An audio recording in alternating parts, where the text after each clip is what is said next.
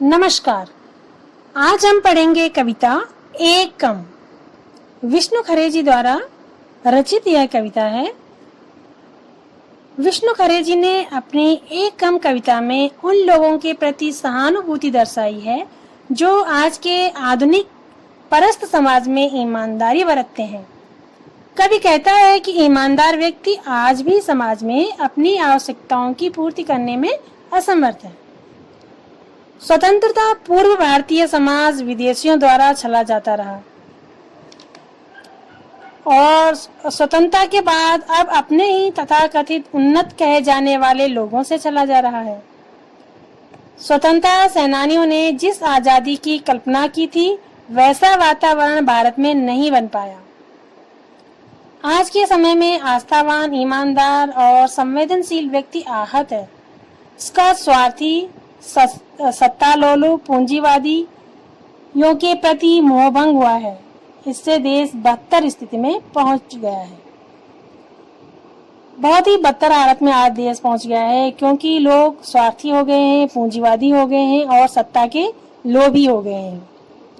आज आत्मनिर्भरता, मालामाल और गतिशील समाज की संकल्पनाओं में धोखाधड़ी, निर्लजता का समावेश हुआ है। कवि इन लोगों के बीच स्वयं को असमर्थ मानते हुए कहता है कि वह ऐसे लोगों के जीवन संघर्ष में बाधक नहीं बनना चाहता। इस प्रकार वह उन लोगों के लिए कम से कम एक व्यवधान बनने से तो बच ही गया। आज ईमानदार व कर्तव्यनिष्ठ लोगों की भूमिका समाज में ना के बराबर है। तो इन्हीं भावनाओं पर आधारित है यह कविता एक कम। पढ़ते हैं कविता। सन 1947 के बाद से इतने लोगों को इतने तरीकों से आत्मनिर्भर, मालामाल और गतिशील होते देखा है कि अब जब आगे कोई हाथ फैलाता है 25 पैसे, एक चाय या 2 रोटी के लिए, तो जान लेता हूँ कि मेरे सामने एक ईमानदार आदमी, औरत या बच्चा खड़ा है। मानता हुआ कि हाँ, मैं लाचार हूँ, कंगाल या कोड़ी, या मैं भला चंगा हूँ और कामचोर और एक मामूली धोखेबाज।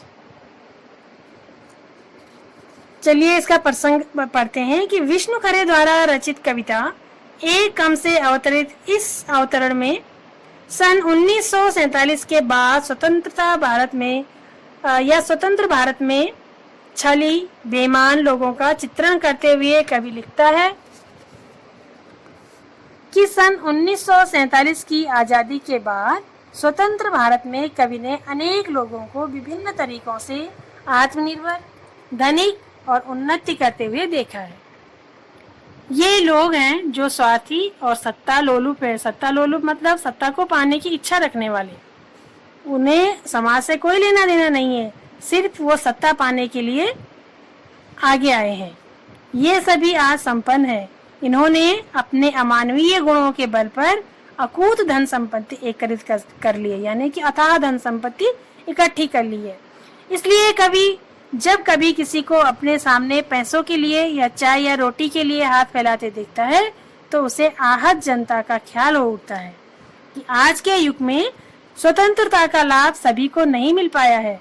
इसलिए ईमानदार, मेहनती, कर्तव्यनिष्ठ व्यक्ति आज समाज में अपनी आवश्यकताओं की पूर्ति के लिए इन संपन्न लोगों के सामने हाथ फैलाता नजर आता है। कभी स्वयं ईमानदारी, मेहनत की टेक न छोड़ पाया। फलतः वह संघर्ष के नाम पर बेईमानी, धोखाधड़ी से दूर रहा। यानी जो कवि है वो एक ईमानदार व्यक्ति है, मेहनती व्यक्ति है। वह स्वयं को लूट खसूट मचाने वाले लोगों के बीच नितांत असहाय पाता है। इसके फलस्वरूप भारतीय जनता का आजादी से मोह भंग हो गया है। कवि स्वीकार करता है कि वह संपन्न वर्ग के बीच लाचार, कंगाल, कोड़ी सा दिखाई देता है, जिसे अछूत व हेय माना जाता है। जो संपन्न लोग होते हैं, पैसे वाले लोग होते हैं, वो ईमानदार और मेहनती व्यक्ति की कदर नहीं करते हैं। पैसे वाला पैसे वाले को ही अपना दोस्त या मित्र बनाता है। कभी कभी वह स्वयं को भला चंगा, कामचोर महसूस करता है, जो उन लोगों के समूह में शामिल नहीं हो सका। ईमानदारी मेहनत के बल पर काम करने वाला व्यक्ति धोखेबाजों निर्लज लोगों के लिए बाधा बन जाता है, इसीलिए उसे उन लोगों का कोप भी सहना पड़ता है। सही बात है। व्यक्ति जब ईमानदारी के रास्ते पर तो खुद तो चलता ही है, लेकिन दूसरे लोगों को भी वह चुभने लगता है और उसे उन लोगों की प्रताड़नाएं भी सहनी पड़ते हैं। तो ये थी पहली कविता का पहला पद। दूसरा पद है, लेकिन पूरी तरह तुम्हारे संकोच लज्जा परेशानी या गुस्से पर आश्रित, तुम्हारे सामने बिल्कुल नंगा निर्लज और निराकांक्षी, मैंने अपने को हटा लिया है हर होड़ से, मैं तुम्हारा विरोधी प्रतिद्वंदी या हिस्सेदार नहीं, मुझे कुछ देकर या न देकर भी तुम कम से कम एक आदमी से तो निश्चिंत रह सकते हो।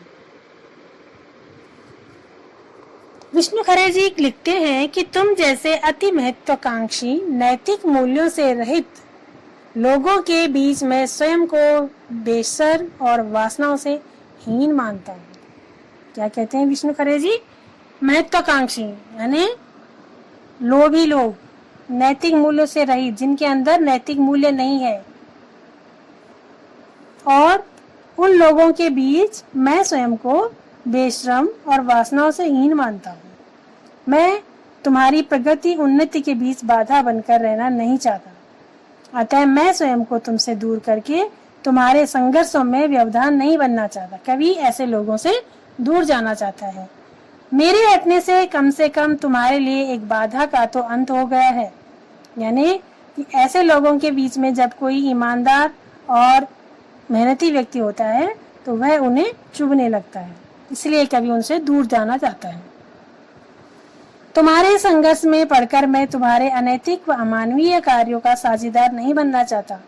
तुम न्यायोचित मुझे कुछ दो या ना दो, तुम्हें मैं निश्चित कर देना चाहता हूँ कि मैं तुम्हारे मध्य कोई बाधा न बनूंगा। कवि कहता है कि मैं ऐसे लोगों के बीच या ऐसे लोगों के कामों में साझीदार नहीं बनना चाहता। तो ये तो था हमारा विष्णु खरे जी द्वारा रचित पहली कविता एक कम के 2 पद मैंने आज पढ़े, आपको समझाए।